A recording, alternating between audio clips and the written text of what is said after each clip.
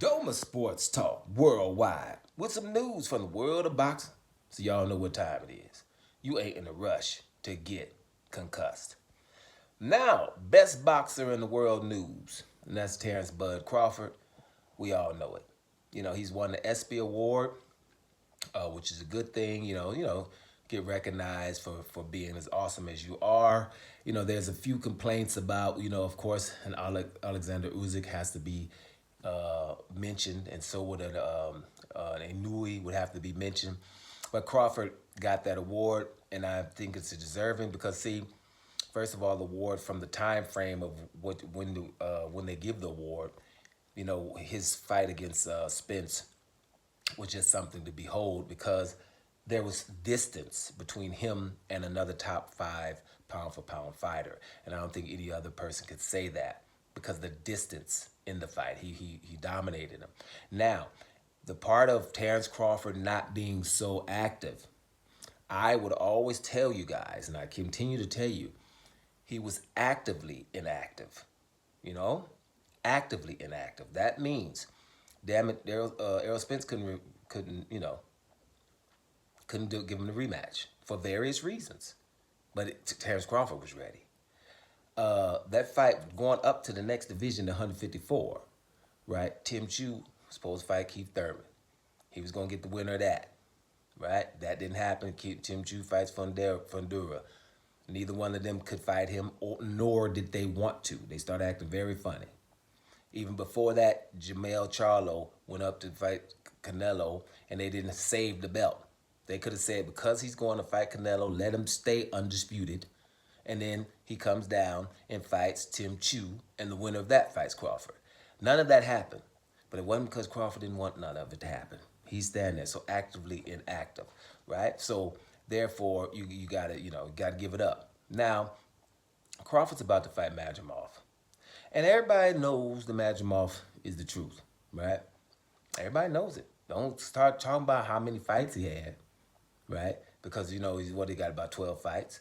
David Morrell, we know, is the best super middleweight, but we trying to ignore it. Everybody just, Canelo won't fight Benavidez. You notice when they don't say the name at all, like David Morrell, because they know what time it is. We know how good he was. We know we didn't need 12 fights to see how good Taz was. Guillermo Rigondeaux, that's who I call Taz, or Lomachenko. When some of them come from the amateurs and they done had about 300 fights, we know damn well what's up. Madrimov is of that cloth. And we know damn well. He's naturally bigger, totally athletic, with power in both hands. He's also a switch hitter. This is a monumental thing. It's a mammoth task. But here's what I'm trying to ask you guys. When it comes to Bud Crawford, when was his easy fight? You need a damn time machine or something to find out when his last easy fight was. Because, I'm not going to do it, but I mean, we can.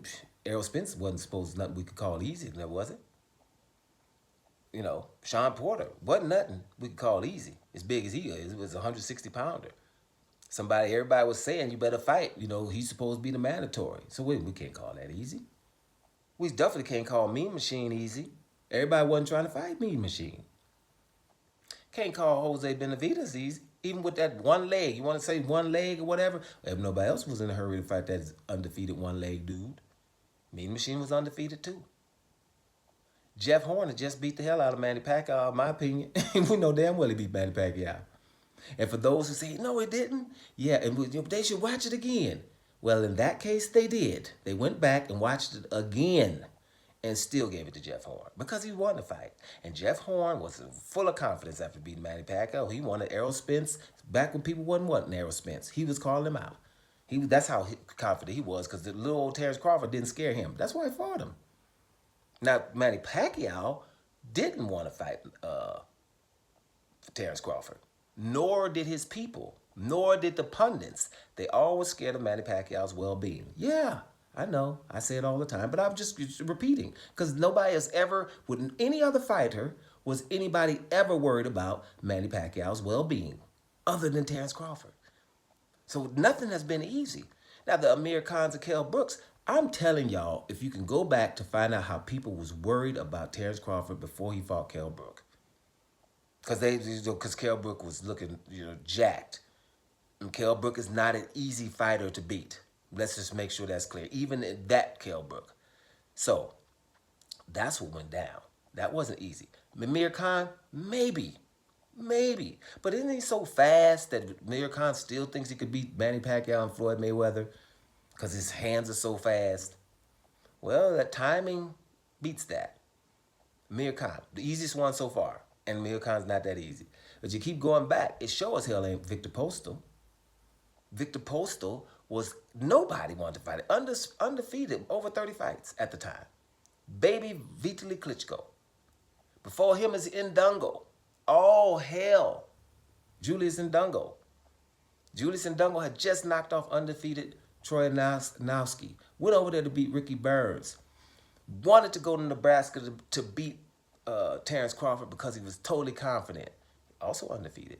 Beat him. Before or after that was Felix Diaz with one loss to Peterson, which wasn't a loss.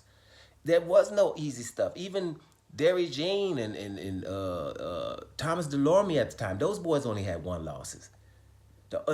Bradish Prescott was supposed to beat Terence Crawford. So was Gamboa, undefeated.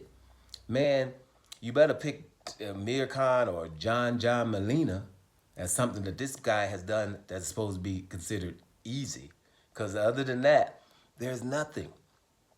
So my point here is, yeah, Madrimov is going to be a big problem. But at the end of the day, this guy has only dealt with big problems.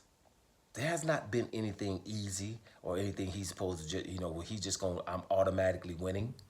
This guy has taken care of his business. So I'm just saying, for me, I don't really care. I mean, I'll be honest with you. When I watch people do stuff that's awesome, they've done it's awesome. It's not like, oh, well, they still got to do this and they still got to do this. If Terence Crawford didn't even beat Madrimov because that's too far and that's it, still don't matter. He's still a Hall of Famer and in the one of the best of all time conversation right now. That wouldn't taint anything because at some point you're going to get, be too big. People get bigger. It goes what the weight classes are for. But if he were able to do this as well, then let me tell you, that GOAT and TBE conversation gets very, very interesting. So yeah, Madrimov is going to be a hard fight. But that's all Bud is used to. Dome Sports Talk. Worldwide. And I'm up out of here, y'all.